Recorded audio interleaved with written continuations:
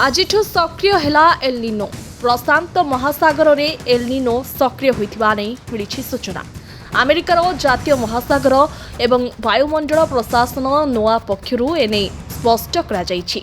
नवेम्बर मासरु जनवरी मध्यरे अत्यंत शक्तिशाली El Nino प्रक्रिया हेबार 63% आशंका रहिछि, जहाकु सुपर एल निनो मध्य कहा जाउछि। सक्रिय होइछि एल निनो। ट्रॉपिकल पैसिफिक रे एल निनो सक्रिय होइछि। विषुवरेखा निकटवर्ती प्रशांत महासागर अंचल उत्तप्त रहिबो। सेठारे शीत ऋतुरे स्वाभाविक ठारू अधिक तापमात्रा रहिबा नै सूचना दिया जाइछि।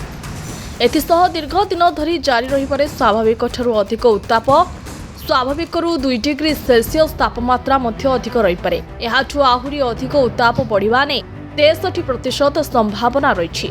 सेभली हेले एल निनो नेबो सुपर एल निनो रूप। नवेम्बर मासरु जनवरी मध्यरे super El Nino होइपारे।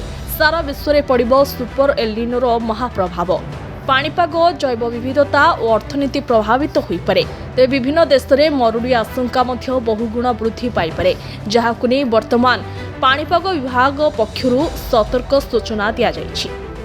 Bureau report Karnapat news.